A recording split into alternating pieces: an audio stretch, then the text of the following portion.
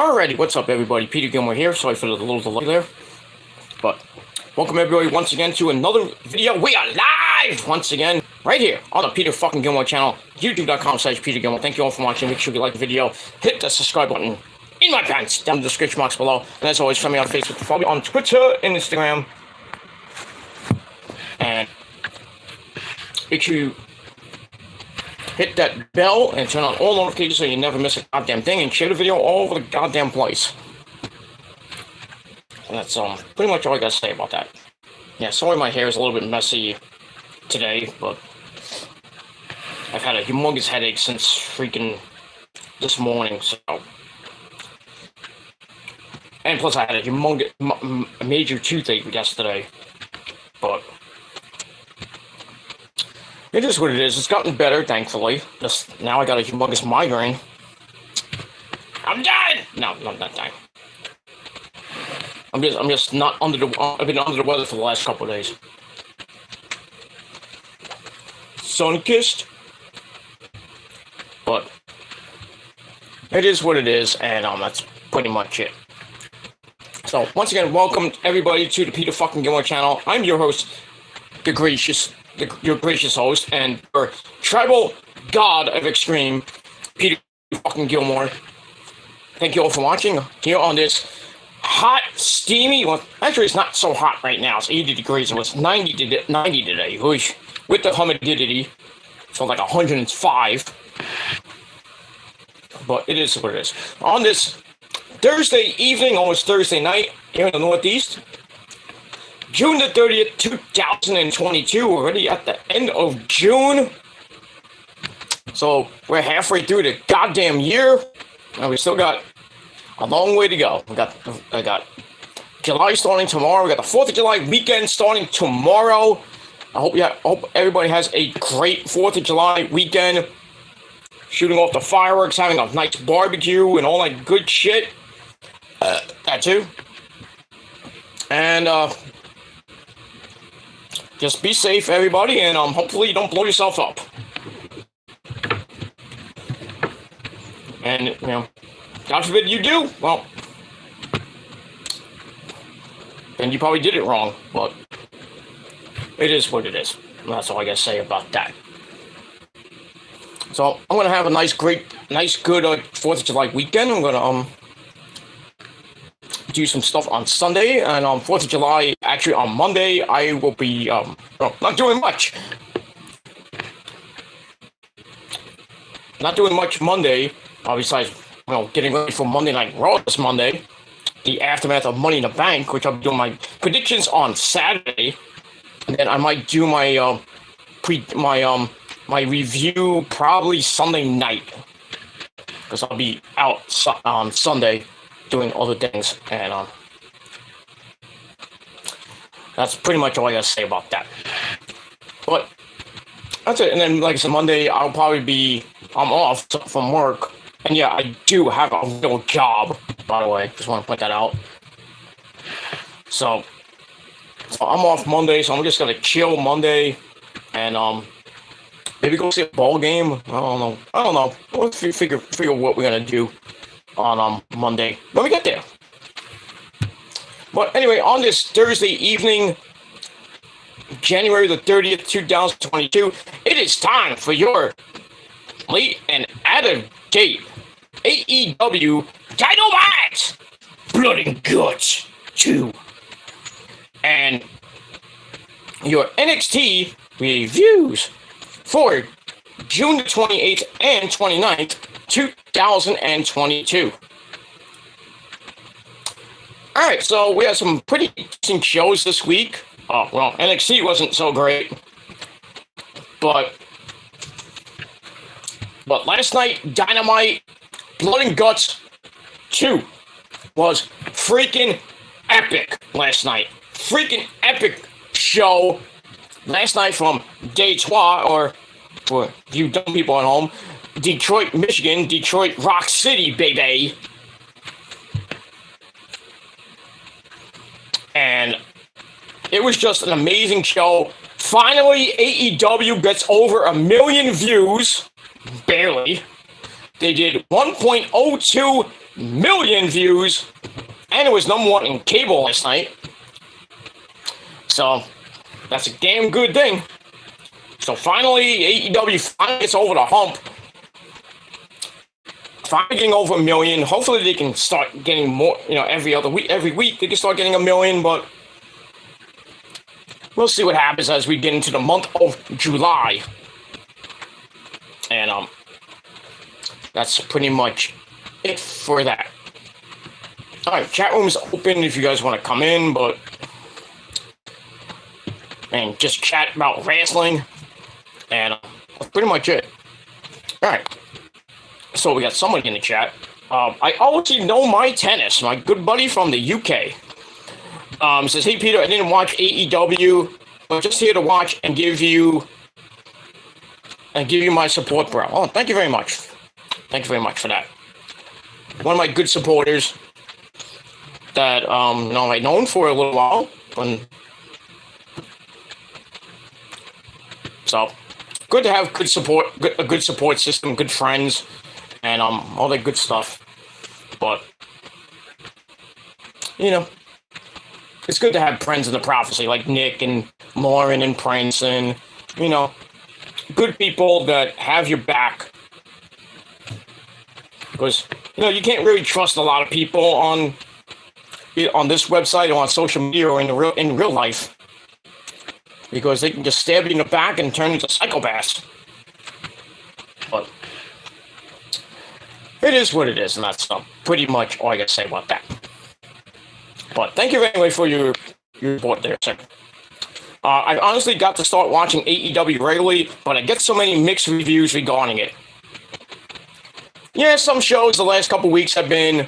The last 2 weeks have been pretty dang good. Leading into Forbidden Door, which was amazing. That pay-per-view was just probably pay-per-view of the year right now. And did 5 million buys, by the way. I don't know if it was buys or gate. I think one of them. But I read something on Twitter that it did 5 million. So that's pretty damn good. For an almost perfect pay-per-view. Almost 10 out of 10. But still, we move on from there. And now we roll on into the month of July. They didn't really mention anything about Fyter Fest or Fight for the Fallen, which is usually in July. They did hype up Grand Slam on September the 21st, I believe, in New York City at Arthur Ashe Stadium, and Rampage September the 23rd in New York City, where that's taped, as we all know. Tickets go on sale in a couple of weeks, actually. I think July 21st or 22nd. And we shall see what happens with that. So your tickets now, when they go on sale, because they're going to be going pretty damn quick.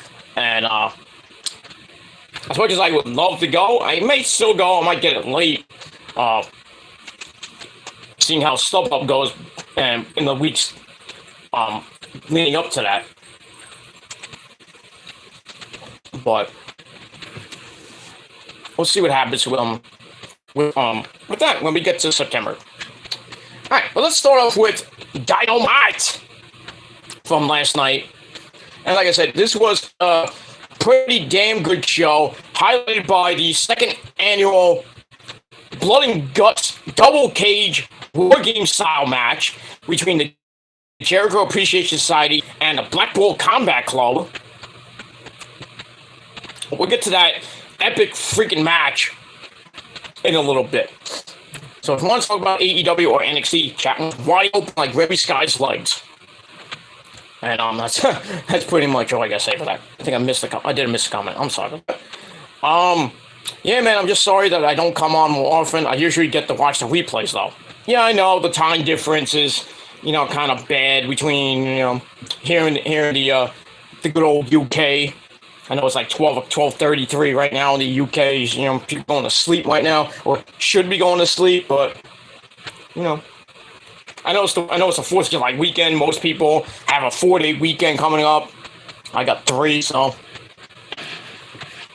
what are you gonna do?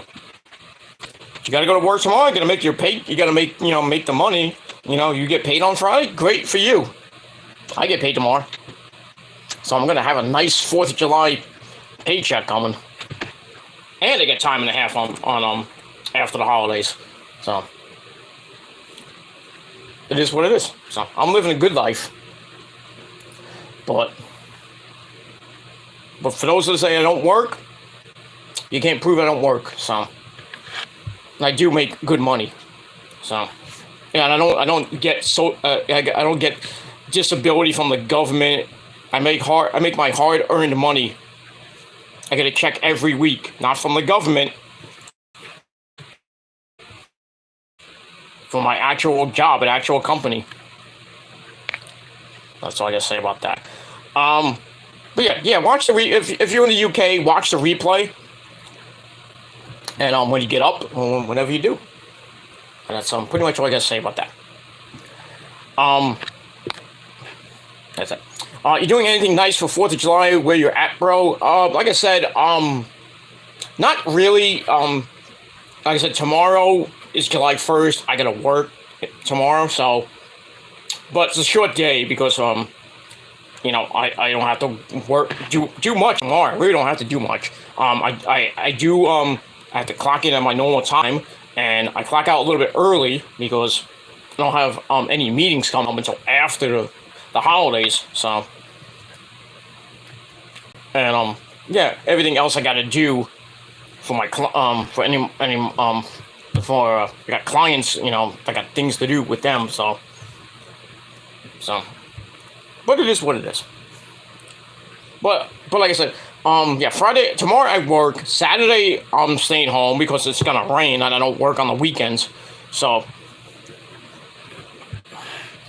yes, it's gonna be a monsoon rain, thunderstorm. Satan's gonna come down and kill us all Saturday into a little bit of Sunday. And then Sunday I'm going to hang out with my folks and have a barbecue, enjoy 4th of July weekend. And that's pretty much all I'm gonna do. But then Monday, I'm basically off Monday. I'm just gonna stay home and relax, and then wait up for Monday Night Raw, and then maybe watch the Macy's fireworks thing. Well, I gotta tape it for Rosa, but because Rosa's doing her own thing this weekend, so I'm doing my thing and Rosa's doing her thing. We're not doing it together because she's got things she has to do, and I got my stuff to do. So we're gonna be a little bit apart this weekend, but not like apart like we're breaking up or anything. She's got some things to do, and I got my things to do. Like I said, I'm gonna be with my folks on Sunday, and that's all that matters. That's all that matters. Just being with your family for the holiday weekend. You know, summertime's here. Just enjoy it. That's that. And whatever you're doing, sir. Hope you're safe and secure and don't blow yourself up. I know you're not into tennis, Peter, but do you ever manage to catch much Wimbledon around this time of year? I've been watching a lot of that recently. A lot of drama pertaining to a player named Nick Kyrgios. If you've heard of him. Yeah, I'm not a big tennis guy. I used to be, but those days are gone. I don't watch much tennis, like the French Open or Wimbledon or the U.S. Open, which is usually at Arthur Ashe Stadium in Queens, New York City. I don't watch like big tennis events. I mean, if it's on, maybe I'll watch a little bit of it. If it's like Rafael Nadal or something like that, maybe I'll watch a little bit of it, but it's kind of boring. You're just watching a fucking, two guys or two girls or two girls and two guys, stuff like that. If it's mixed and stuff like that, hitting a fucking yellow tennis ball, bing, bing, bing, bing, for like an hour or two. I'm like, boring. I can do a lot more than watch tennis. Could watch some wrestling, could watch some Asian porn, be banging the wife. But I never heard of that name, Nick Kyrgios, tomato. You're offended. I'm sorry. I apologize. But, yeah, I'm not a big tennis guy as I used to be. Back in the day, I used to like Pete Sampras and Ivan Lendl and Boris Becker. You know, guys like back in my day, you know, back in the 80s and stuff. Arthur Ashe, Jimmy Connors, the legend Jimmy Connors. You know, legend Boris Becker, Ivan Lendl, Pete Sampras, Andre Agassi. You know, guys, and you know, and John McEnroe. You can't be serious. The ball is not on the line.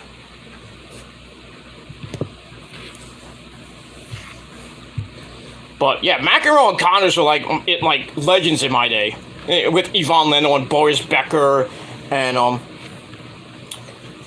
those other people in the 80s and 90s, and going into today, you know, the Williams sisters and Marina Sharapova, and you know, Billie Jean King and Chris Navratilova, and Chris Everett, I should say, Martina Navratilova. But yeah.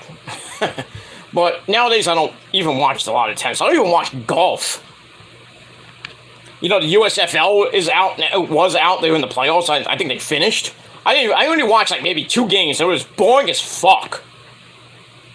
I was like, God damn, I know it's football, and I love football, because I'm not, you know, the San Francisco 49ers, you know, and everything, but watching the USFL just made me want to puke. It was so fucking boring. It felt like the XFL season 1.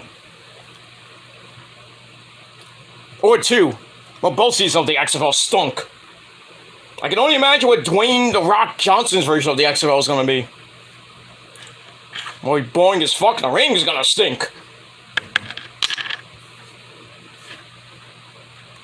Imagine Dwayne Johnson's XFL gets like 300,000 people watching that shit. But, nah, it's The Rock. So they'll probably do like a couple million, but I could care less because I'm probably not going to watch it. And that's it. Yeah, he's one of the funniest players on tour because he's always doing something controversial, smashing rackets, shouting at fans, swearing. So he's the modern-day John McEnroe, I guess. He's like the modern-day version of, yeah, McEnroe, like I said, but nowhere near as good as McEnroe. McEnroe actually won slams. Kyrgios hasn't even reached a Grand Slam, I think that's a semifinal yet. Damn. Yeah, I can't watch golf, cricket, or football when it's soccer to you people in the UK. Maize. You call it corn. But yeah, I don't even get into MLS either. I don't watch that shit. I mean, sometimes I will watch soccer when it's like the World Cup or the European League. You know, because I do like, you might hate me for this, but I like Man U, so. But when the World Cup starts, I always root for Italy. Always, because I'm Italian, god damn it. I remember in 2006, when Italy won the World Cup in 2006, like everywhere you went in Brooklyn or in New York City, especially in Little Italy, fucking Italians were going nuts when the Italian national team won the World Cup. Forza Italia! It was great. It was a great time. I was actually in a World Cup pool in my old job. The one before, not the retail job, the one before, 2 jobs before that. I was in an office pool for the World Cup. I think it was in 2014 or 2015, I think it was. 2014, I think it was. Yeah, we had to pick teams. I think I picked Germany or Brazil. I think it was Brazil. And Brazil was just wiping the floor with everybody. And I was like, I'm going to win this fucking thing. I'm going to get some fucking money here, you know? And then, I think it was Brazil and Germany in the semis, I think. I don't think it was the finals. I think it was the semis. And I'm like, great. And I was facing one of the head bosses in my job. And, yeah, and the game came, and the game was on late, so we couldn't watch it in the break room or anything like that. But But unfortunately, I lost, so I came in second place, which sucked. So, but yeah, that boss really gave me a beating. He's like, fucking Brazil! You do so good, and you lost to Germany. I'm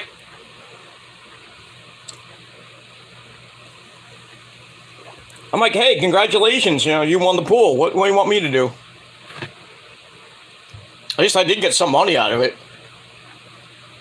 Not the big pot and everything, but I got a couple $100 out of it. But nowadays I can't do pools. I don't even do pools that much. I don't even do the NCAA pool I used to do. I don't do that shit anymore. But anyway, yeah, golf is boring, cricket's boring, and well, soccer, your version of soccer. Well, your version of football, you call it soccer. I watch just Man U, and when the World Cup starts, I root for Italy. But when football starts, I'm in full football mode. And I love it. I can't get enough of the 49ers. I watch the 49ers religiously, and the Jets to an extent, because I'm from New York, Gotta root for the New York team. I don't root for the Giants. And the Jets are probably not going to do good this year again because, second year with Robert Saleh and Zach Wilson, but they got some good players in the draft. But their schedule looks like, oof. None of the schedule ain't that pretty either. I'll tell you that right now. The Bears in week 1, then we got Brady coming up during the season.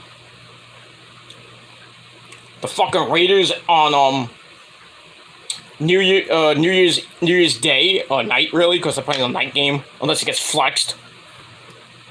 They're playing on my birthday, which is awesome. So, what are you gonna do? But I can't wait for football to start. Training camps are starting in about 3 weeks. So now would Debo Samuels be there? Who knows? He did show up for mandatory camp or early camp, they call it. Not training camp. It was like voluntary camp or something like that, like pre-camp, if you will. He was all happy. Everybody's thinking that he was gonna get signed. And now George Kittle's telling he was on Pat McAfee show the other day. He said he talked to Debo and said, hey, if you want to be a Niner, then come play with the Niners, but make your money, something like that. So Debo could still get traded between now and the beginning of week 1. I hope not. I think Debo should be a Niner for fucking life, like Kittle and Bosa and Fred Warner and all those guys. But, gotta have the money. Well, thankfully they will have the money because Jimmy Garoppolo's gone, thank the Lord. And now the Trey Lance show begins. How's he gonna do? I don't know. I have to see. I hope Trey can get us at least between 8 and 10 wins. That'd be nice. But we'll see. Alright, I'm talking about football mode. It is what it is. What about rugby? I sometimes watch it with my grandfather because he's one of those who's really patriotic. So it's a fun watch because of how passionate he gets. That's nice. I don't watch rugby. I've seen it, but I don't watch it religiously though. My grandpa, back in the day, my pop or my nono, Italian grandfather, he used to watch wrestling religiously. I'm talking about gorgeous George days up until now. Well, before he died. He died when he died, I think 10 years ago. I think he died. His birthday was 20 days ago, actually, June 10th. So would have been I think 203. He died in his early 90s. So from complications, he was old and that didn't look so good, and he fell on his way into the house. Actually, this house it's my grandfather's house that I took over in 2011. So after he died, I took it over. So He actually, when he died in the will, I got the house. So I partly own the house. It's really my mom's house, but I partly own it. So because when he died, he really gave it to her, then she gave it to me. So I own the house. So I actually own a house, guys. So I pay my own bills. Rosa, helps out with the utilities, and we do the shopping, and of course we both work, so we're good. But yeah, just not good how he died. But I miss him. I miss him a lot. I miss him almost as much as I miss the guy behind me, my brother from another mother, whose birthday's coming up on Monday. That's gonna be a tough day for me. He's gonna be 40. He would have been 45. He would have been my age. Just tragic how he passed away 2 years ago. So, not good, but it is what it is. But we're not gonna talk about that. All right. I want to read a few more comments, and then we're gonna really have to get into this review. So I'm getting hot. I'm about to take off the shirt, and you don't want to see me with a shirt on. Actually, maybe some of you do, but I don't know. Anyway, too many sports fans are tribalistic for my liking, though. Yeah, there are a lot of fucking fake as fuck fans out there, especially here in New York. And we all know the fakest fans of them all are Yankee fans. Because their fan base is so fucking fake. It makes me laugh.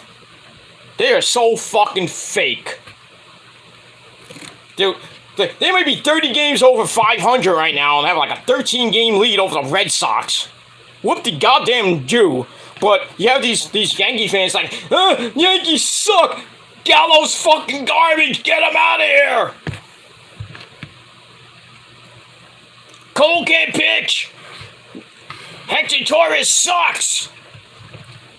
And they're bashing fucking Judgy Wudgy. I'm like, why would you bash Judgy Wudgy? That's Sarah user that he is anyway. But, oh yeah, he does take the roids. So does Stanton, by the way. Because there's a secret stash of steroids hidden underneath the stadium, by the way. That A-Rod and Jeter and company left way back when. Oh, it's true. It's true. How do you think the Yankees won 28 times? Or 27 times, 28 times, whatever it is. Most of those times back in the day, it was Babe Ruth and company, Ricky Mantle and Roger Maris. They won of talent. But in the 90s, and all the time, in the 90s, and the last time they won was like 2009, I think. Those were steroid-using clubs.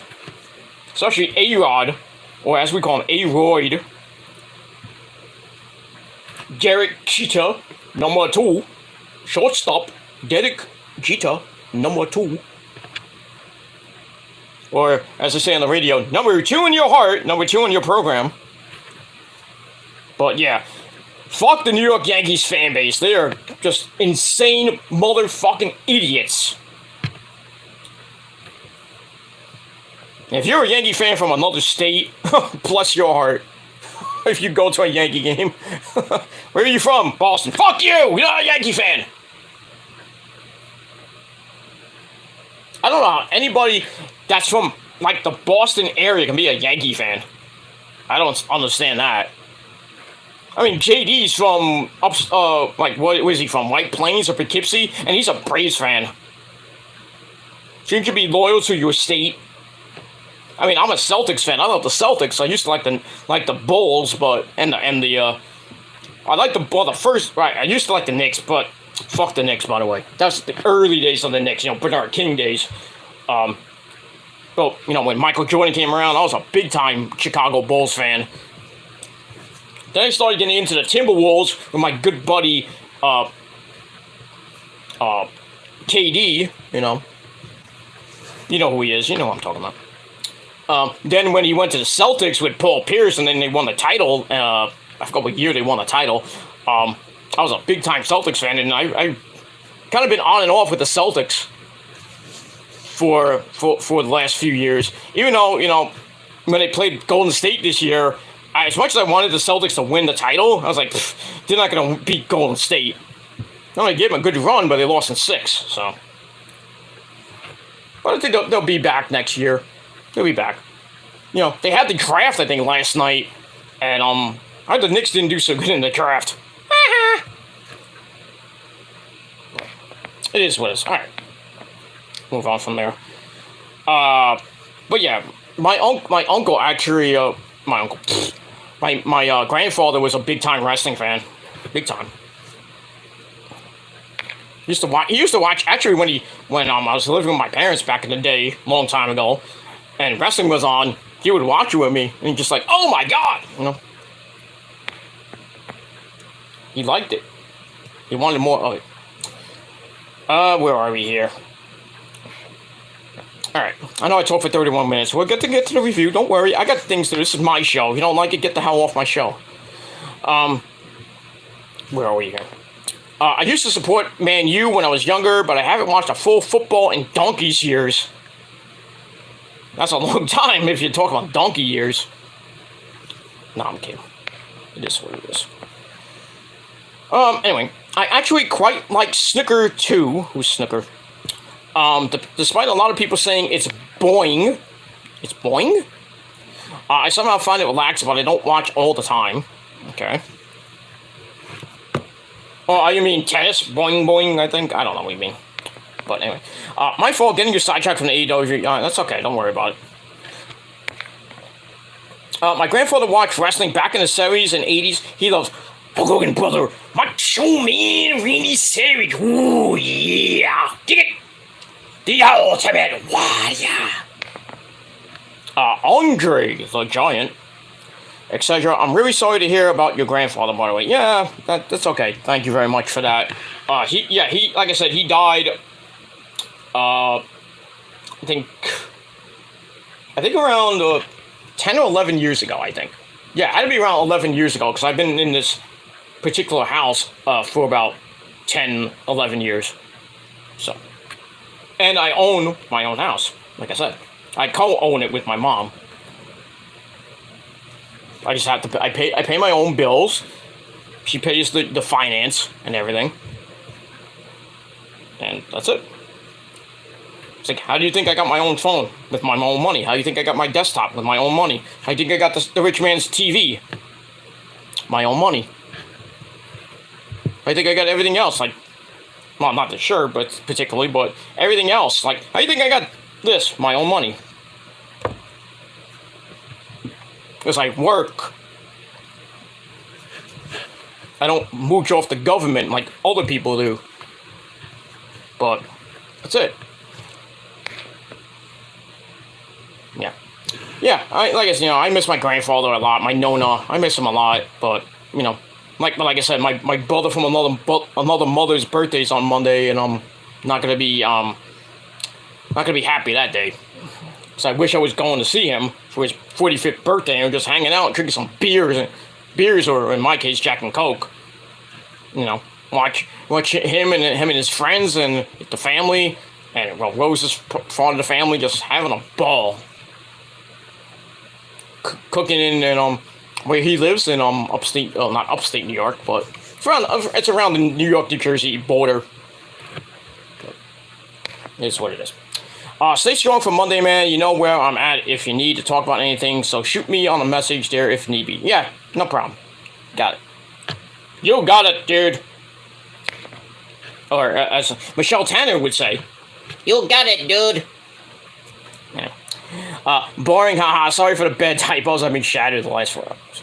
Well, hopefully you're not drinking. I mean, if you are, that's great. That's great for you.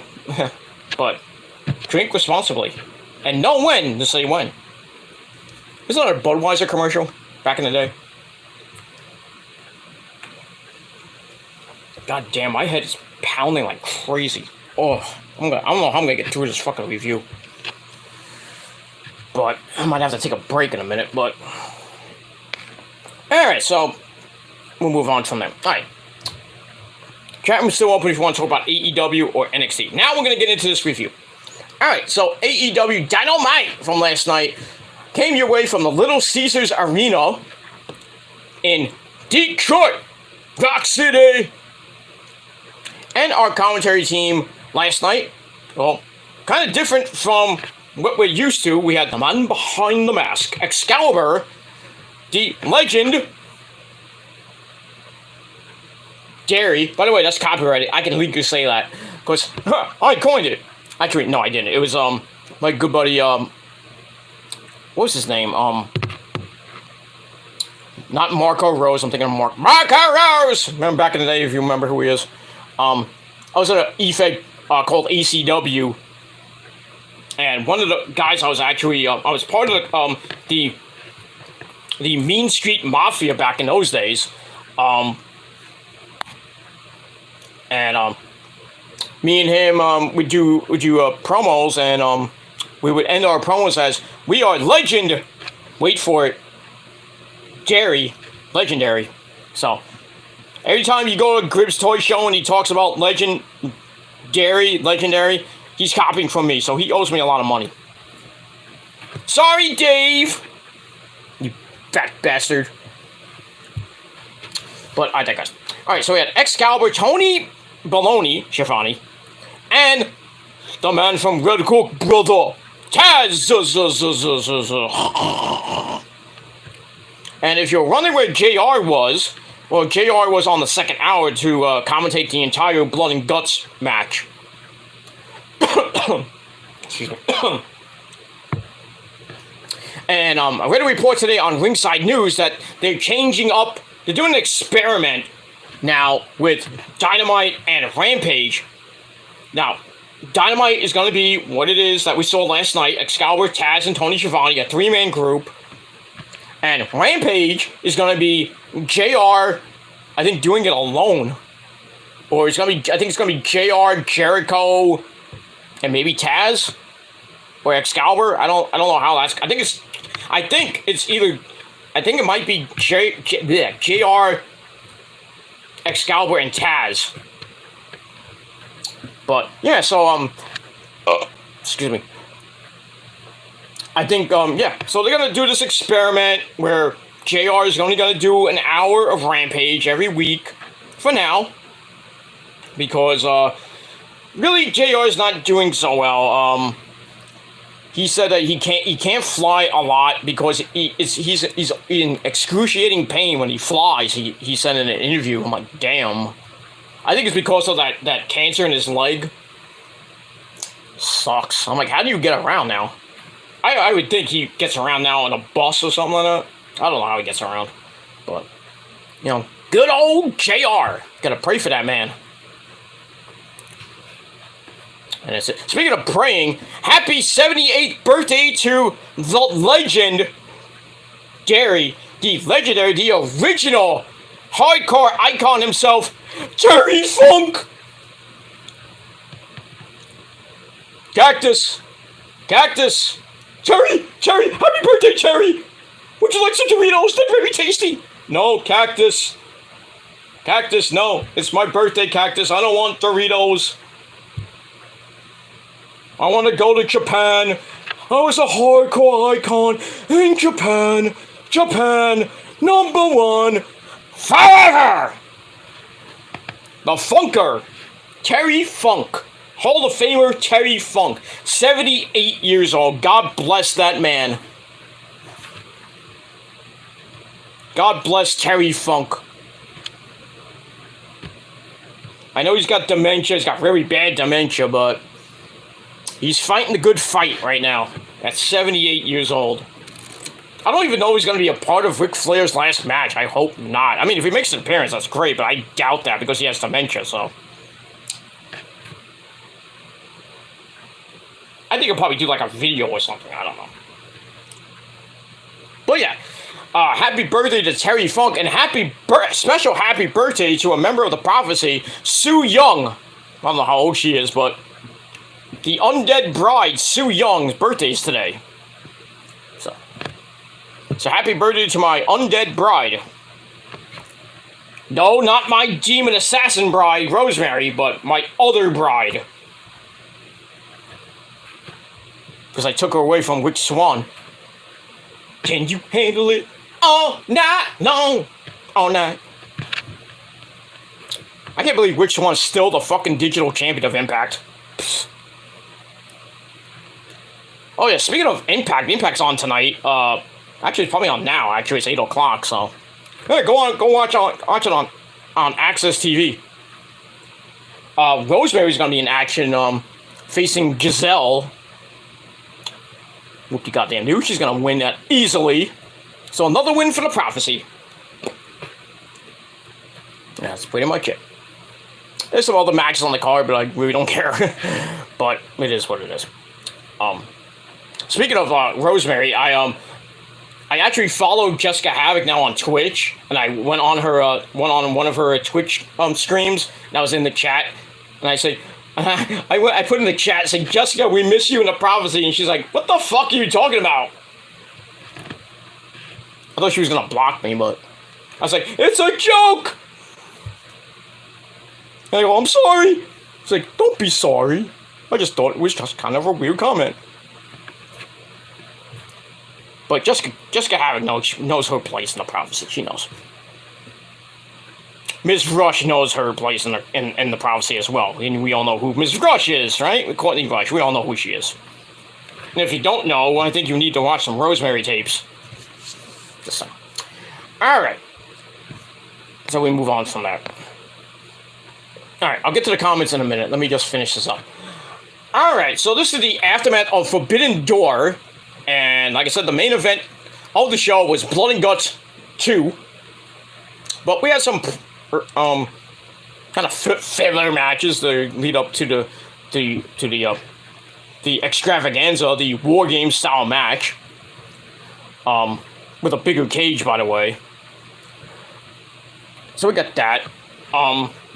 So we had the 2 rings, which was nice. You know, classic War Game style arena. I don't know how they fit in that arena, but you know, they did. And it came off pretty damn good. Alright, so we start off the night with the opening sequence, the pyro and the fire. And we are live from Detroit, Michigan. And we start off with our first match of the night. All Ego Ethan Page with that fat-faced dipshit himself, Dan Lambert, at ringside. Takes on a good buddy, freshly squeezed Orange Cassidy, who comes out with his new theme, which is great. He has a new theme, not the Misfits anymore. He comes out to, God damn, I forgot the new theme song. I forgot, but it's not as great as the Pixies, but still. So he comes out with the best friends. Give me a hug. Trent Beretta, and returning Chuck Taylor, coming back from injury. Well, he came back on, I think, Elevation from injury. So the best friends are back. I don't know what the fuck they were wearing. It looked like some multicolored. Somebody stuck their hand in Kool-Aid and came out with their gear. Like, what the fuck you wearing? But anyway, they came out. Blah blah blah. Lambert complains about them being at ringside because they aren't official managers, and he's like, "Oh, we have regulations in my state of Florida, not regulated by the great man himself, Ron DeSantis, by the way. Big ups to Ron DeSantis, by the way, a great man. Soon to be president of the United States, if not Trump." But anyway, and then Lambert calls Cassidy skinny and he has no muscles whatsoever. And then he has Bryce, the referee, kick both the members of Best Friends out, so they're out. But anyway, this match was kind of funny, and that's that. It's also with Ethan Page beating the living crap out of OC to start. He shoves him down and he steps on him, and he's like pokes him. Yeah! And then Cassidy nips up, grabs an arm drag to the floor while putting his hands in his pants. Then we get the good old suicide dive, followed by a high cross body for a 1 count, and we go back in. Ethan Page gets back up with some shots of his own. OC gets knocked into the corner as we go to an early break. That too. We come back. Ethan Page tries to go for the Ego's Edge, or the Razor Ramon A. Chico, the Razor's Edge. Something happened to me, something happened to you, Chico. And he goes for it, and he's like this, and Orange Cassidy's like, trying to put his hands in his pants, and then Taz is like, the power of the pants, the power of the pants, and Tony Schiavone's like, hey, I like that. It's like, let's put that on a t-shirt. Hey, I bought that t-shirt. But anyway, he counters into a Hurricane Rana, then a big-time power slam by Ethan Page cuts OC off, but he grabs a Stundog Millionaire, then he hits a Tornado DDT for a near fall. Then he loads up the Orange Punch, but Dan Lambert, that fat-faced dipshit, gets on the apron with a bottle of orange juice. Was it freshly squeezed? Also distraction. And then Cassidy hits the soft punches of doom. Oh! Then he goes for an actual punch, and he's like, ah! And he stops, takes Lambert's juice, opens it up, and it goes like this. And then Ethan Page tries to attack from behind. And then OC with the orange punch. Then he goes to Lambert and spits the orange juice right in his face. Then another orange punch. Sets up a kind of a 1905 body slam. 1, 2, 3. Oh, wow. A basic body slam wins a match.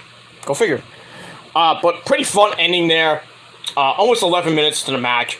But Orange Cassidy gets the win. Match I gave 3 out of 5 stars.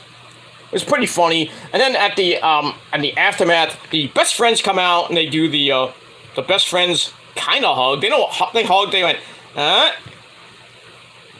then they pulled back with the stupid Okada thing that scared Issa when I was watching her on last night. She's like, oh shit! Man, you gotta be careful with that Okada back thing. I think Okada should sue the best friends for doing that. It's like, you can't do that anymore. And, well, you can't do it to Adam Cole. And Adam Cole goes, Adam Cole, baby! They pull back like Okada. I'm like, why? Just save it for Okada, goddammit. But it is what it is. Alright, so great to see the best friends back together. And we'll see what happens with them, and we move on. So, like I said, 3 out of 5 stars for that. Alright, then we have Tony Baloney on the ramp. With a really, really savage promo by Christian! So Christian comes out, and he was told by upper management to apologize for what he said last week, talking about, Jungle Boy's dad, Luke Perry. He's like, oh, I'm sad that your father's dead, and this, like really savage promo from last week. Oh, but he topped that last night. He talks about that, and he's like, I haven't apologized for many things in my career, but he tells Jungle Boy, I'm sorry that your entire family isn't dead. I'm like, oh shit, no, he did not go there. Then he stops like, oh, well, let me just clarify that. Well, everybody except your mom. Then he puts his hand over the mic and goes, call me. Savage, fucking instant classic version of Christian from the TNA days. Holy crap. This is, as of now, I did request a match, but I never said it was for me. And then we hear some weird music, like stomping, like Godzilla was gonna come out. But Luchasaurus comes out, and looks like Luchasaurus has turned heel and has a Kane-like entrance. He has a new mask, like a darker green mask, and he just looks like a monster. Good new entrance music too. So I'll get that. So I gave that 4 out of 5 stars just for the promo itself. But then we get to a basically 49-second suckfest as Luchasaurus squashed Serpentico with he locks in the snare trap with a nerve hold on it, and Serpentico kind of like passed out. And that's it. So he gets the win. Match he gave 2.5 out of 5 stars. And that's it. After the match, they're about to leave, and Christian's like, nope, nope, finish him off. So Luchasaurus grabs him and hits a choke slam on the floor. God damn. And that's all I gotta say about that. And we move on. Alright, after that, we go to the back. Tony somehow got to the back really quick. And he's with the War Beast. Well, not Rhino, of course. He's with Wardlow and Scorpio Sky, the TNT champion. They have a big stare down. Scorpio says, I beat you last time we fought for the TNT title. Wardlow says, well, bring every member of America's top team, and I'll beat them all, then I'll beat you and become the new champion. So Scorpio Sky's like, you know what? We're going to do this next week, but we're going to do this in a street fight. Interesting. So we'll see what happens next week. I hope Wardlow wins. I really do, but he deserves that belt, the way he's going right now, with that big push he's going. But we'll see what happens with that. And we move on. So I gave that 3 out of 5 stars. Alright, after that, we're supposed to get a 6-man tag team match. We had Billy Gunn and the Ass Boys teaming up with Max Caster of the Acclaimed. The Acclaimed have arrived! Sesame, Big Daddy! I like them. I mean, I'm a big fan of the Acclaimed. I've always been since Max Caster in Creator Pro and Wrestle Pro too. Big fan of Anthony Bowens when he was in Evolve too. So they're teaming up now. By the way, well, I'll get to that in a minute. They take on Mr. Danhausen. I will curse you. And 2 members of his choosing. And I was like, okay, one's got to be Hook, right? And then the other one, toss up. So Max Caster comes out and just raps about various Michigan references. But he doesn't let the Ass Boys say the names and everything. I mean, I think he kind of did. He's like, Green Bay! Blah, blah, blah. And then after that, Mr. Danhausen comes out because he's very evil and very, very nice and very evil. Mr. Danhausen. I don't know what they're talking about. Anyway, so Danhausen comes out, and I'm thinking, well, Hook's gonna come out. Hookhausen's and a partner are gonna come out, right? Nope. Instead of Hook, Danhausen teams up with the team that has 6 goddamn belts right now. FTR, Forever the Revival, the Ring of Honor Tag Team Champions, the IWGP Heavyweight Tag Team Champions, and the AAA Tag Team Champions. They are just covered in gold right now. So he teams up with them, and the crowd is just going nuts for FTR, as always. It was kind of a back and forth match. Danhausen comes in, gets blasted by Colton Gunn. And then they were really working on Danhausen for a while. And then FTR comes in, causes some chaos with some German suplexes.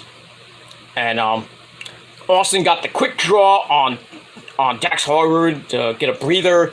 Danhausen comes back in, tries a GTS on Austin Gunn. But Anthony Bowens gets out of his wheelchair. He can walk! And gets on the apron, tries for a crotch shot, it hits Austin Gunn right in the face. Oops! And then Danhausen steals a pin with I think he won with a 1905 fruit roll-up. So, they get the win in 9.5 minutes. Match of the day, 3 out of 5 stars. And then after the match, the Gun Club and the Acclaim start going at it. They start shoving each other, and then Billy Gunn, of all people, the voice of reasons, just shoves his 2 sons to the ground. It's like, motherfucker, get out of here!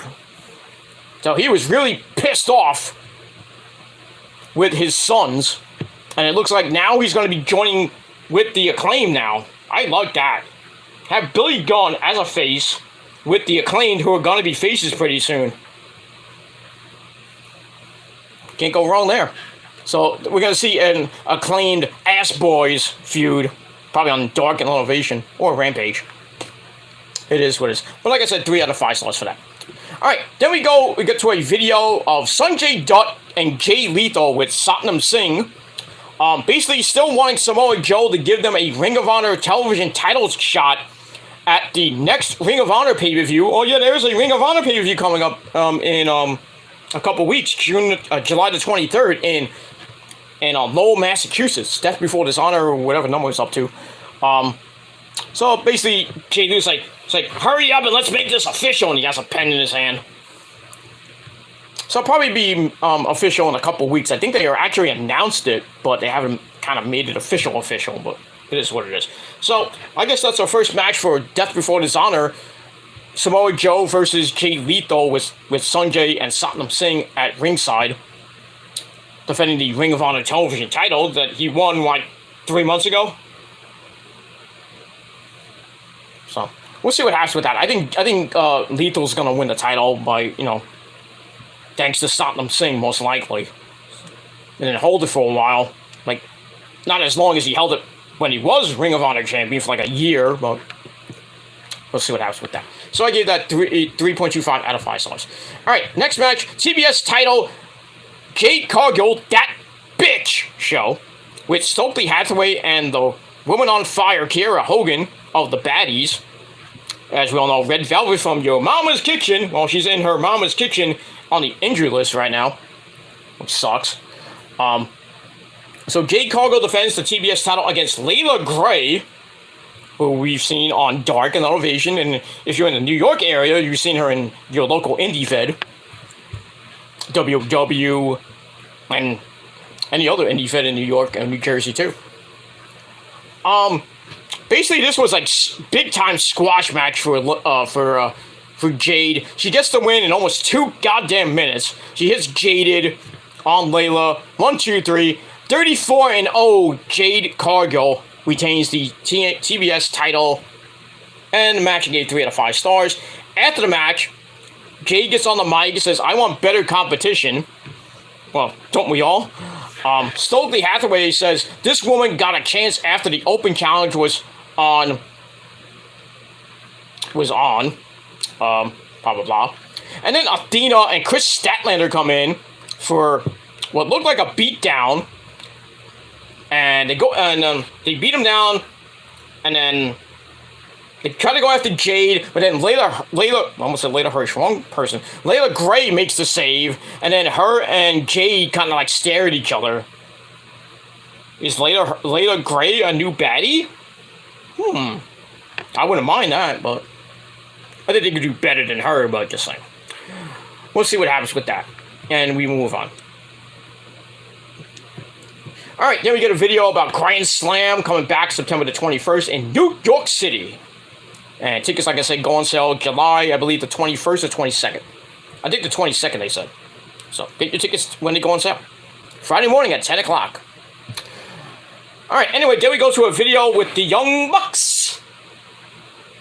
Matt and Nick Jackson with, well, not Brandon on the camera. It's some intern named Brad or something like that. Or some nerd. They talk about how all their friends are hurt. And they have no one here. Well, Kenny's gone. Kenny might be retiring, which is sad. He said that he's been doing rehab 2 to 3 times a day, I think. And we don't know the timetable for his return, but he wants to return healthy. But if he has a setback, he's done with wrestling forever. So we're going to lose the cleaner if there's a big time setback, which sucks. And AEW, I think, will lose a big guy. I would say Cody was big, but Kenny's even bigger. They lose Kenny, forget it. I mean, they can still go with the Bucks and everything and Adam Cole, baby, but losing Kenny, and we really haven't seen him for almost 200 days now. It's getting close to a year since we've seen Kenny. But hopefully he can get better and get back in the ring and do what he does best, and that's kick ass. That's pretty much it. Alright, so the Bucks said the only thing they have left are the tag team titles, but they have no competition. But on Friday, on Rampage, they can keep the Forbidden Door creaked open a little bit. So they give a title shot to Hiroki, or not a title shot, a match to Hiroki Goto and Yoshihashi, otherwise known as Bushimon. And they say, if you guys win, you get a title shot.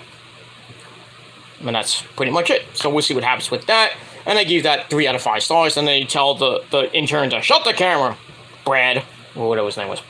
And that's it.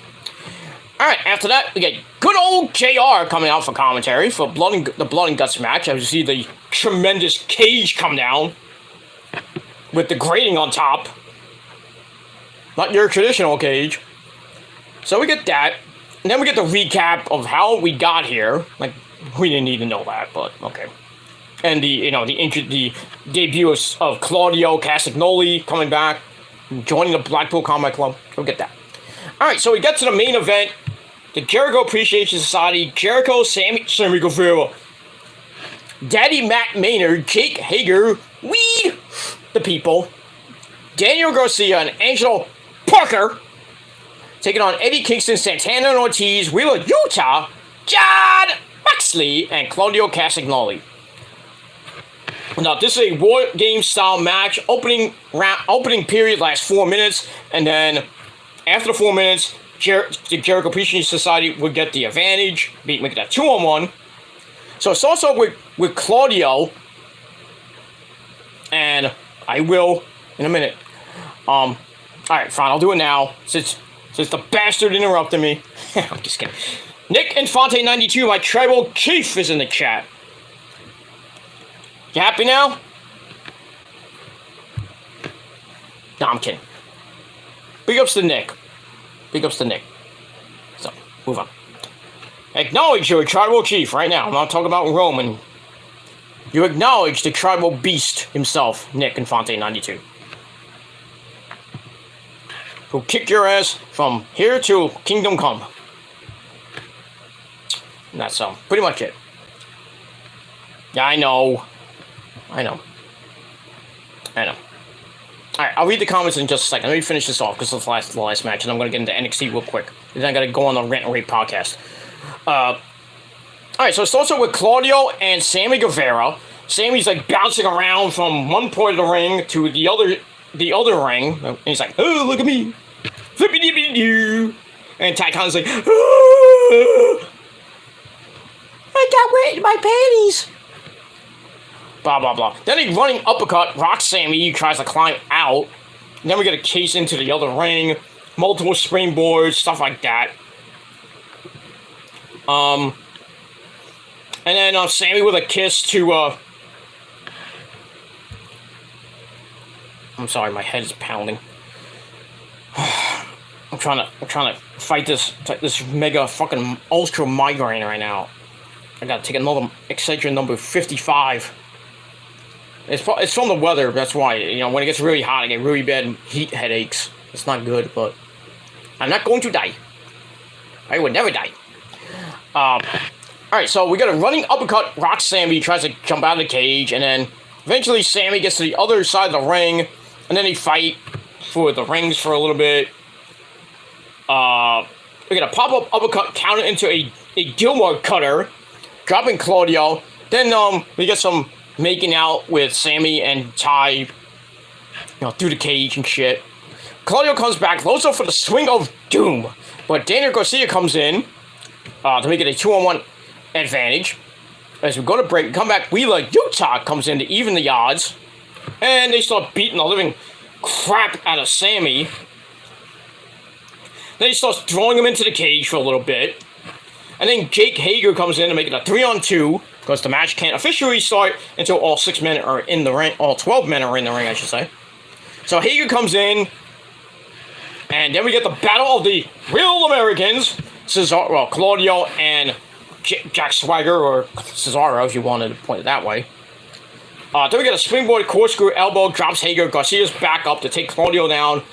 Wheeler Yuta makes the save, but then the numbers game picks up, and then Moxley comes in to even the odds with a chair and starts cleaning house. Then he has a fork and starts digging into Garcia's head to draw first blood. I like how, like he was doing it to Garcia, and then Jared's like, he's got a fork. It's like, oh, then they mention Abdullah the Butcher. That was kind of funny. So we got some blood, the first blood of the match. Then we get the heart attack of all things, drops Garcia. Then the gorilla press slam into a Gilmore cutter by Moxley, drops Sammy Guevara. So the BCC are in full control. Then he hit the anvil elbows of doom. And then Parker comes in and knows he's in trouble, and he somehow gets out of trouble and goes to the other side of the ring, but then he gets beat up for a little bit. So then I think it's a 4-on-3. As Ortiz comes in to clean house. As we go to break, then Matt Maynard comes in to even the odds, coming with a chair of his own, starts beating up everybody. Then during the break, we see Moxley pile driver. I think it was Parker on broken glass. Ugh. Whoosh. And then we see Parker just gushing fucking blood. He was like a geyser gushing blood. Damn, somebody bladed it wrong. And then Santana comes in with a table and a barbed wire bat. And then basically almost everybody's gushing, not gushing blood, just busted wide open. Moxley's busted wide open, as always, because he had a bandage and then ripped off the bandages, busted wide open. Then he pulls out some skewers, thinking he's Masada, and stabs Matt Maynard in the head, busting him wide open. And then we see Yuta and Garcia stand between the rings and slap each other to death. And then Jericho finally comes in with Floyd the Bat. Not Pink Floyd, but Floyd the Bat to clean house. And where are we? Alright, then Eddie Kingston comes in with a candlestick. And the match beyond, I guess you can call it, begins. And Kingston just beating the crap out of the Jericho Appreciation Society. And then he grabs some rubbing alcohol. And I think he was trying to like ether Jericho or something. But that gets broken up, thankfully. Jericho is a table set up between the rings, and then Jake Hager gets put through the table, and then Jericho's like, somebody get the tables! And then Wheeler Yuta grabs some thumbtacks, and then Matt Maynard gets put into the thumbtacks. Garcia is seen gushing blood. I mean, this is hard to watch at some points. But Jericho then finds a fire extinguisher to spray Eddie as Ty grabs the key from the referee to try to get in. But then Ruby Soho comes out, and then we have a cat fight between the lovely ladies. And with that going on, Jericho goes up to the top of the cage. I'm like, yep, something bad's gonna happen. Eddie Kingston follows close behind, and William Regal, who was on commentary, was like, I've never been on the top rope. I've never seen this before in my life. Kingston hits the back fist on the top of the cage, and then Sammy Guevara joins Jericho on top to put a 2-on-1. Then a low blow right into the nuts cuts Sammy down. Eddie then grabs him, throws him off the top of the cage through the announcer's table, which was 3 feet of padding, by the way. And by the way, in the description box below is my reaction to that when Sammy got thrown off the top of the cage. So legendary commentary right there in the description box below. Give it a watch and laugh your ass off. And we'll move on from there. Alright, so we go to a final break and come back. Jericho gets Kingston into the walls of Jericho on top of the cage. And then Claudio Castagnoli climbs up top to make it a 2-on-2 on top of the cage.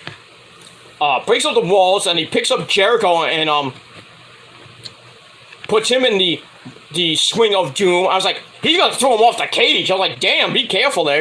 Jericho's about to die or something like that. Holy shit. Maynard makes the save, but gets put in the he gets put in the sharpshooter as Eddie Kingston puts Jericho in the stretch plum, and Maynard then taps out, and Eddie thought that he made Jericho tap out. But anyway, in any case, the Blackpool Combat Club get the win in just under 47 minutes. There's 20 minutes for the fucking video package and everybody to get out there.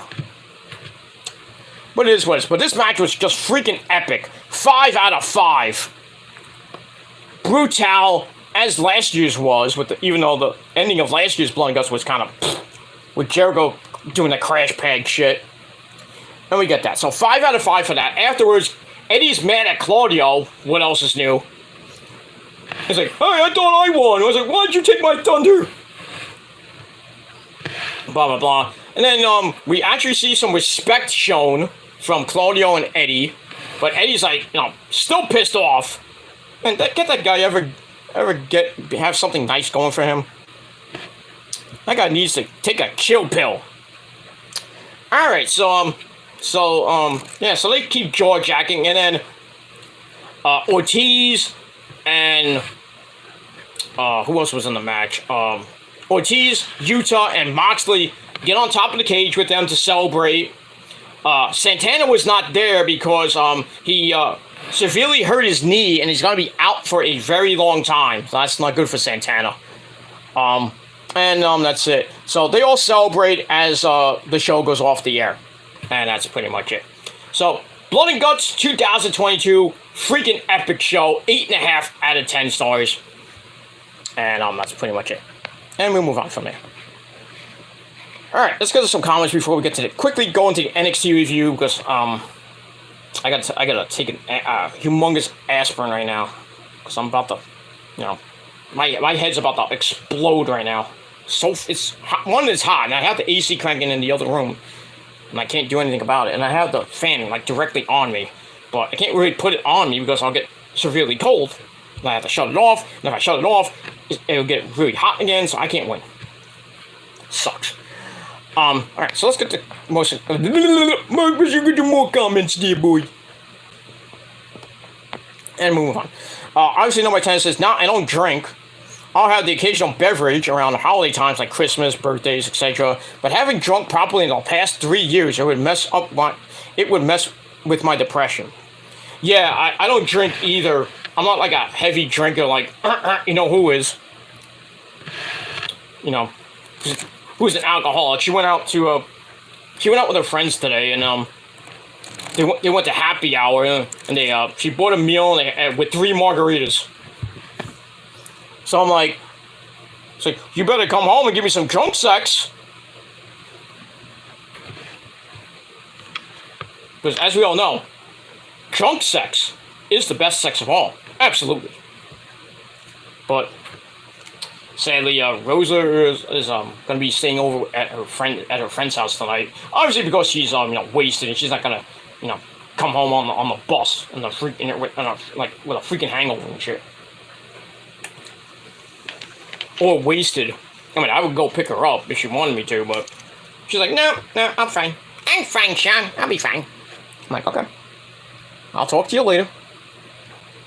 I would go over there and then have, drunk sex. Not at her friend's house, but it is what it is. But yeah, she had a good time today. That was good. Yeah, but I drink socially usually when I go to the club. Or I go to a wedding or something like that. I drink a couple Jack and Cokes, and I'm fine. But I only drink maybe 1 or 2 Jack and Cokes, sometimes 3 if I'm really partying and shit. But I don't get drunk. I had 1 hangover, and that was during one of the Ranger games. I came home really messed up, and then the next day, I think you've seen it when I did a video. I had a humongous migraine up the wazoo. Not this one I have now, because it's just from the heat and everything. But we'll move on from there. And that's it. Alright, got my good buddy Will Rally Sport Rally, another guy from the UK. He says, hey Peter, what's up? Well, I would say my temperature right now, because I'm fucking hot as fuck. But I'm doing pretty good. Hope you're doing pretty good there, sir. And that's that. Alright, like I said, Nick is here. We have to acknowledge the tribal chief, who is my he's my tribal chief. He's my Secretary of Defense. So move on from there. Blocked on the Rant and Rave podcast from chatting. Yeah, me too. For a whole freaking year, because of what happened in March with Brandon and Jordan and that guy that we can't name. But yeah, I don't know if things, I'll let the year go by, and if God willing, March 2023 comes, maybe I'll be back on the Rant Rate podcast in the chat. But if not, then I don't care. I'll just be an observer, like you are, Nick. I believe Brandon has, probably does, but I think because of that whole situation with, with all that shit that happened after the fact, the first thing you did last year.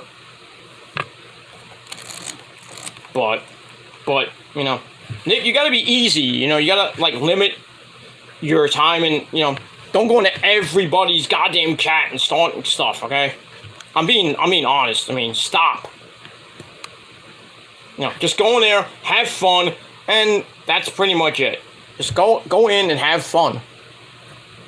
You can joke around here and there, but just be respectful and everything. Don't try to instigate or start shit. I go in to have fun, and people think I'm instigating, but I don't. But I'm just there to have fun. That's it. Whether it be whatever the topic is, I'm there to have fun. But it is what it is. Just ask Bill Cosby. Drunk sex is the best sex. Jello pudding pops. Yeah. I don't know about that, but okay. To hell with them, in my opinion. That's your opinion there, Nick. I think Brandon's a good guy, and I think even though Jordy's kind of whack because he's friends with, that guy, I still think it's a good show, and that's all I gotta say about that. And we'll move on from there. Alright, let's quickly get to NXT, if I can, before I throw up. So I feel like I'm about to throw up. Alright, so NXT from the Capitol Wrestling Center in Orlando, Florida at Nickelodeon Studios with bad news, Wade Barrett. Well, I'm afraid I got some bad news for you. And Vic Joseph. This is the go-home show before this Tuesday's Great American Bash. So we had some more title matches announced. We get that. So we start off with our first match. Number one contenders match for Toxic Attraction's tag team belts. That too. So we had Katana Chance and Kaden Carter, or Casey Catanzaro and Kaden Carter, taking on Roxy and Corey Jade. Toxic Attraction in the Toxic Lounge. And I like how Wade Bear's saying, "Hey, I got a VIP pass," and he shows it to Vic Joseph like, "That's your parking pass, you idiot." Anyway, kind of a back and forth match, but in the end, Roxy hits Pop Rocks after Corey Jade breaks up the 450 neckbreaker combo. Roxy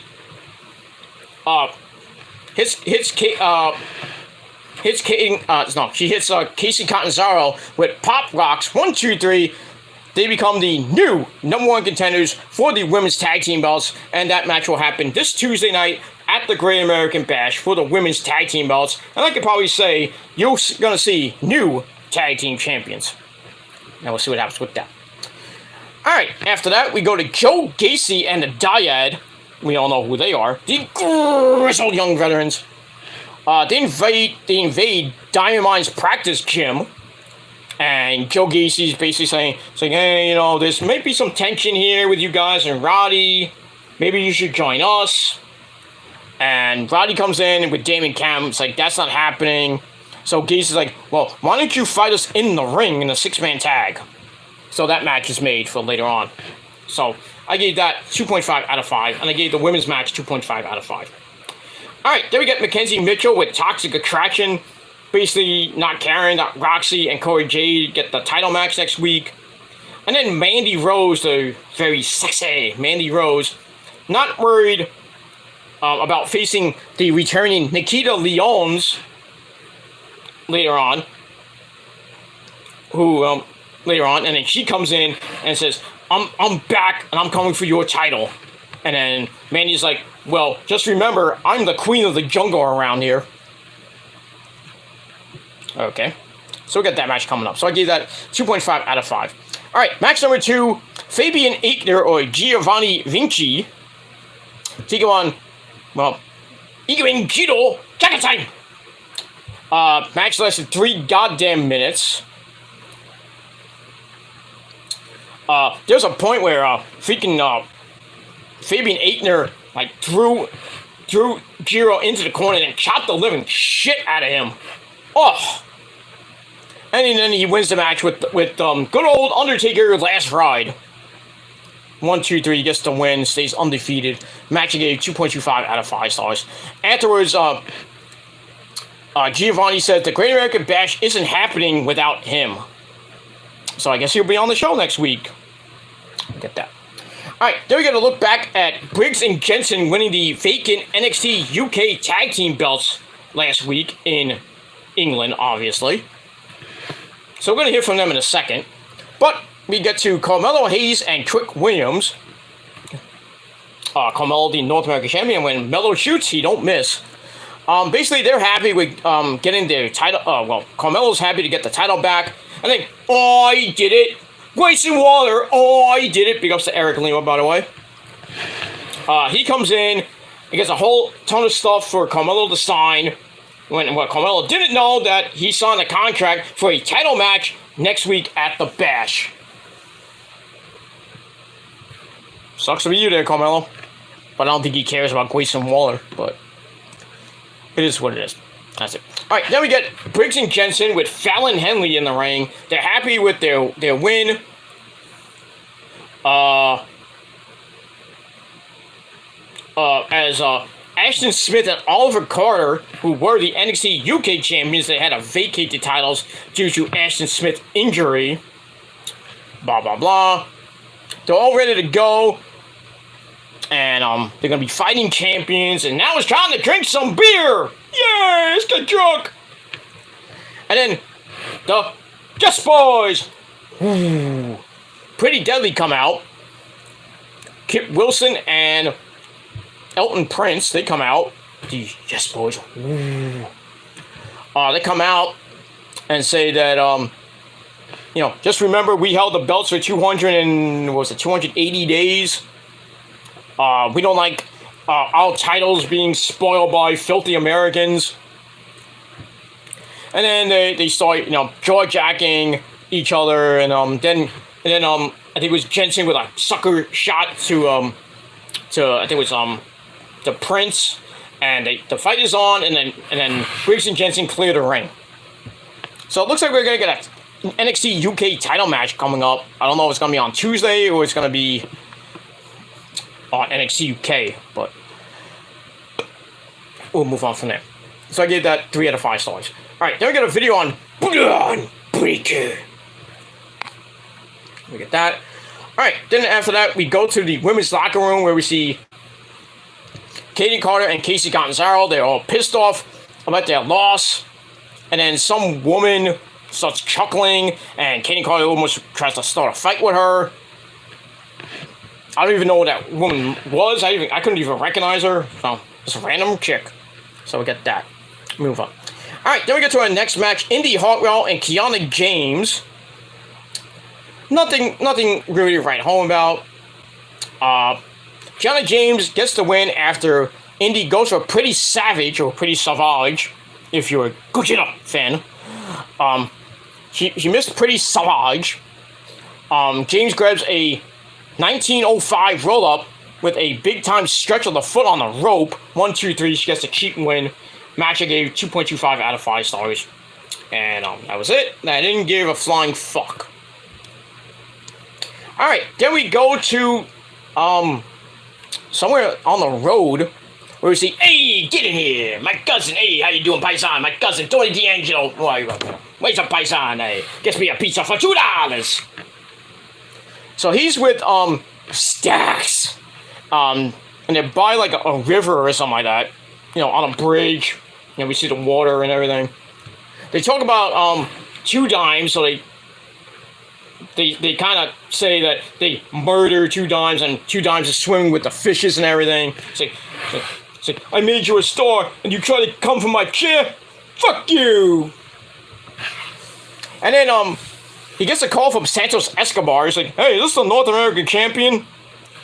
And Tony's like, fuck you want? Right? And then he, starts making fun of Tony and everything for not winning the title last week. And then Tony's like, son of a bitch! Takes his phone, throws it in the river. Damn, that was probably like an $800 phone. But Tony's loaded so he can get a new phone in like a day. But it is what it is. So I guess that's how they wrote off Troy Donovan. 2 dimes. But it was kind of weird, but okay, whatever. We move on. Alright, after that, we get a promo from Wes Lee, who's ready to face Trick Williams next week at the Bash. Don't care. And that's pretty much it. Alright, then we go to a 6-man tag team match. Joe Gacy and the Dyad taking on Diamond Mine, Roddy, and the Creed Brothers, the NXT Tag Team Champions. Kind of a back-and-forth match. It went, getting to the end, and Brutus and Julius clean house, and then Roddy with a blind tag, which didn't sit well with Julius, which leaves Brutus to break up Gacy's handspring elbow, and then the Dyad trade places, so they do a little twin magic. They trade places and they hit the double elevated DDT on Roddy. 1, 2, 3. They get the win, and then afterwards there's a whole bunch of it's like, why did you do this? Why did you do that? Stuff like that. So the Dyad and Joe Gacy get the win, and I gave the match 3 out of 5 stars, and that's pretty much it. Alright, then we see Trick Williams again. He's ready for Wes Lee. Carmelo Hayes doesn't know anything about the title defense against Grayson Waller, and like I said, I mentioned that before. So, very clever by Grayson Waller. Oh, I did it. I got a title match. Oh, I did it. And that's it. We move on. Alright, then we go to the trainer's room. We were supposed to get a medical update on Alba Fire or Kaylee Ray, but Lash Legend cuts the doctor off and said that Alba Fire is on the shelf permanently. So that feud continues, and I don't care. And that's it. Move on. Alright, then we see Sangha and Zion Quinn get into a brawl before their match, which has to get broken up by officials and referees, blah, blah, blah. Alright, then we go to Roddy yelling at the entire Diamond Mine for not listening to him. They're arguing, and the result is Roddy and Damon Kemp are going to get a NXT Tag Team title shot against the Creeds next week at the Bash. Not that they're going to probably win, but we'll see with that. Alright, after that, we get the Zion Quinn and Sangha.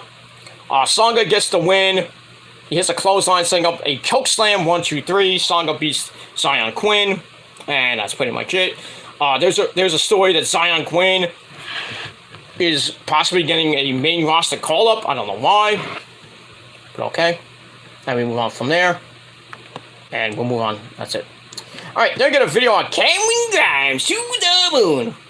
Getting his NXT title shot against Braun Breaker at the Bash. Let's look at that. Then we get to a dream sequence with Wendy Choo-Choo. She's tossing and turning, being tormented by Tiffany Stratton. Daddy! Over the last few weeks. She wakes up, goes to brush her teeth in a makeshift bathroom. And we hear her inner thoughts. Deep Thoughts by Jack Handy. Basically telling herself that she's not stupid. Stupid! Then she looks at the camera and says that she's going to beat Tiffany Stratton at the Bash. Whoop the goddamn do. And that's pretty much it. Alright, after that, then we get to Nikita Lyons and Mandy Rose. Pretty good matchup there. Toxic Attraction comes in after Nikita was going for the win. Toxic Attraction comes in, causing a disqualification. So Nikita Lyons gets the win. Afterwards, there's a 3-on-1 beatdown, and then Corey Jane and Roxanne Perez come in to make the save. And that ends that segment, and we move on from there. Alright, then we see Solo Sikoa, arguing and ranting to Apollo Crews about his loss to Grayson Waller last week. And then Zion Quinn comes in, has a chat with Apollo about potential. and Apollo really doesn't see much for his future. Okay, we'll see what happens with that. And we'll move on from there. And that's it. Alright, then we get another Jordan Devlin or JD McDonough vignette, and he's going to be appearing probably after the Bash. About a week after, I would say. Or maybe at the Bash, who knows. Alright, then we get a rundown for the matches that are going to be at the Bash. I'm not going to run them down. Then we get Bad News Wade Barrett in the ring. Brings out Cameron and Braun for the face-to-face chat.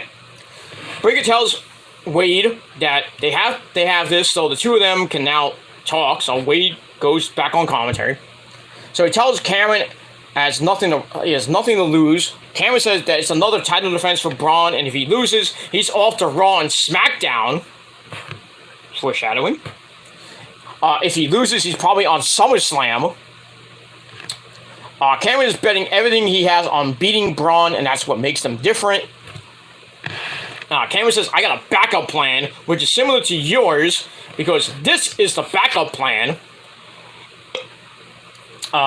He says Braun wanted to be in the NFL, but since that didn't work, he called his famous daddy, Rick Steiner, and got him to the WWE. Braun said that doesn't work. That doesn't work for him. He promises to send Cameron to the moon and then spear him in half. Cameron's not impressed and promises to keep getting up from everything everything. Like, you may break me, but I'm gonna keep getting up. So Braun promises to keep spearing him down. So Cameron can call Ted DiBiase, to tell him what to do again. So Cameron mentions Rick Steiner again, and then the fight is on. Big, humongous brawl to end the show. Braun misses a hard charge into the corner, and then Grimes sends him into the corner again, and then the turnbuckle breaks, like the ropes just like explode. I was like, was that set up or was that planned? I was like, wow. And then we see Braun's shoulders like dismantle. Might have a dislocated shoulder or something. Cameron's kind of concerned, and then kind of turns heel and says, I'm gonna be able to beat you at 100%, but I can sure beat you at under 100%. So you better be here next week, because I'm gonna take the title off you. And there you go. Cameron gets the advantage going into next week. And that's pretty much it. So NXT was okay. I gave it 5.5 out of 10 stars. It wasn't great, but still, it could have been a whole lot better. And the ratings went down. Like I said, I think it did 577,000 views. So what are you gonna do? But it should probably go back up next week. But we'll see what happens with that. And we move on from it. All right. So that is it for my video. Thank you all for watching. We had at most 7 people in the chat. Probably, I think, the most we had in a while. But mostly, I think we all know who watched. But we're not going to get into that, because we're done with those people, and we're just gonna continue on, do our own thing, and that's all that matters. We're positive people on this video today. We're gonna be positive. We're just gonna do what we do, and that's entertain. And that's what I'm gonna do. Give you as much insight and the best. I'm gonna just do what I can. I'm just gonna, ignore everybody that has an opinion about me. I could care less now. I don't care. I'm done with that too. Positive vibes all around for the prophecy. And that's pretty much it. Alright, so like I said, 5.5 out of 10 stars for NXT, 8.5 out of 10 stars for Dynamite. Blood and Guts was just amazing. And that's pretty much it. And we'll move on. Alright, that's some final comments, and we're going to get out of here because it's 9 o'clock at night. I want to have some dinner, my sensible dinner, and then probably throw up or do something else. And we'll move on from there. Alright, where's my comments? There we go. Alright, Real Rowdy says, I like Roxy or Roxanne Perez and Corey Jade winning. They now face Toxic Attraction at Great American Bash. Could be new tag team champs. Maybe wait and see. I think they probably will win. I think they'll win. If they don't win, I don't know. Maybe Roxy says, you know what? Since we didn't win the tag team belts, I'm gonna cash in on Mandy. We could see a cash in next week. Who knows? But I could definitely see Corey Jade and Roxy winning the titles next week. But it is what I think it's kind of time to stop the the toxic attraction train for a little bit. Eventually, Mandy will lose, probably to Nikita Lyons or Roxy, but we'll see what happens with that. And we move on. Apollo Crews on NXT now. He was on the main roster, then WWE main event to NXT. Weird, meant to be other way around. Yeah. It's good that Apollo's back in NXT because really he wasn't doing much on the main roster after the he winning the Intercontinental title and the United States title, teaming up with Commander Aziz. Ooh. And then after Commander Aziz, I think he got hurt. I don't know what happened to him. Basically, they put Apollo in that stupid 24/7 thing with those idiots, and then thankfully they got him out of that. He was doing main event, I think, a couple of times, and now he's in NXT. He had a pretty good debut with that segment with Braun Breaker, and then those segments where he's like a Superman doing good deeds and stuff like that, writing in his diary. And then this week, kept basically telling Zion Quinn you don't have potential. So that might be a match or a feud coming up with those two guys. That should be pretty decent. We'll see what happens. But I think Apollo, going back, I think he's gonna be another like Mandy Rose. He's gonna do good things. He's gonna get more respect in NXT, and then we'll see what happens after that. But hopefully they don't fuck around with him again. Because if so, just release him. Let him go to AEW. Or go back to PWG as Uha Nation. But we'll see. We shall see what happens with that. Okay. Positive Vibes World. Yep, exactly. So good. AEW Blood and Guts. Yeah, it was just amazing. Amazing shit. Even Mike Awesome liked it. Right, Mikey? Oh, yeah, it was freaking awesome. But not as me, because I'm awesome. I know, Mike. But the match was just barbaric. Like, it felt like watching you and, I don't know, one of your friends in Japan beating the living shit out of Masato Tanaka and another guy in an electrified barbed wire match. Those are always fun, right, Mike? Yeah, I know. Yeah, those are always fun. I just love throwing that piece of crap Tanaka through the and watching his freaking face explode in the barbed wire. I hate that guy. Yeah, but you had some great matches with him in FMW and in ECW. You and him beat the shit out of each other. Yeah, but I came out on top. Yeah, you do come out on top there, right, Mike? Shut up, Gilmore! I'm just playing, Mike. I'm just kidding. Anyway, I'll let you go. Go hang out with Jerome. Okay, bye! Bye, Nick! Bye! Okay. Yeah, Mike Awesome says goodbye to everybody. That's pretty much it. And if you don't like my impressions, well, too bad. What Rowdy says, tomorrow, busy Impact pay-per-view. Is a pay-per-view tomorrow? Is that the Under Siege pay-per-view? I don't watch TNA, so I don't care. So I mean, if Rosemary and Taya Valkyrie on it defending the women's tag team belts, then I'm probably not gonna watch it. Maybe the replay, but I don't think I'm going to watch it. So, but it is what it is. Busy Impact pay-per-view, then SmackDown and AEW Rampage, and that's tomorrow. And that's that. Okay, two more, and then we're out of here. Cause my head is pounding really bad. I gotta get out of here. I'm sorry, guys. I gotta get out of here. Excuse me. Commander Aziz is also moved to the NXT roster, just to let you know. Oh, he did get moved. So I guess hopefully they don't put him back with that Nigerian gimmick. I never liked that thing. I am from Nigeria.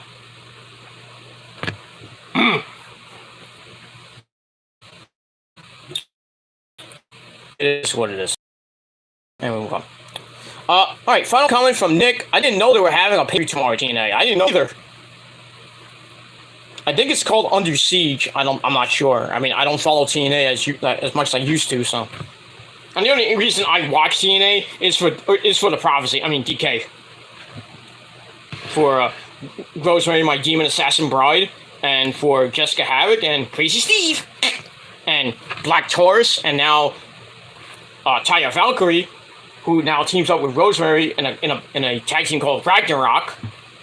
Where did they get that name from? Final Fantasy 13 reference, bastards. But I digress. And we'll move on from here. That's that. But yeah, TNA pay-per-view tomorrow if you want to watch that. If you don't want to watch SmackDown or Rampage. The Met game is on Apple TV tomorrow against the Texas Rangers.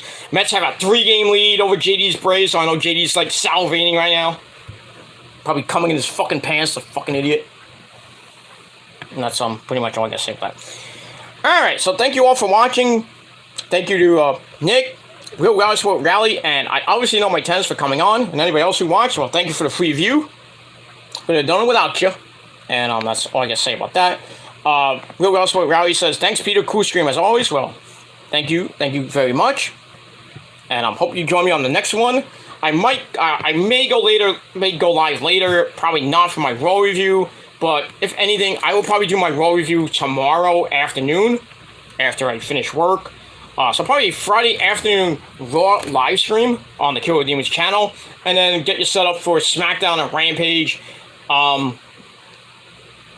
don't know how I'm gonna work that with my review. I might just skip the SmackDown Rampage review tomorrow. Not tomorrow night or Saturday, because I gotta do Money in the Bank predictions. I gotta get the full card for the pay-per-view Saturday night, so I'm going to do that Saturday early afternoon, my predictions, and then the actual Money in the Bank review will come Sunday night, because I'll be out most of Sunday anyway, and that's pretty much it. Alright, I gotta go. Thanks for watching. Peter Gilmer signing off. I bid you adieu. Rock on and rock hard with your cock out, and if you're not down with that, well, we're the prophecy. We're the best thing since sliced bread, and if you're not down with that, we got 3 words for you. Fuck you, man. And that's it. I'm out of here. Peace.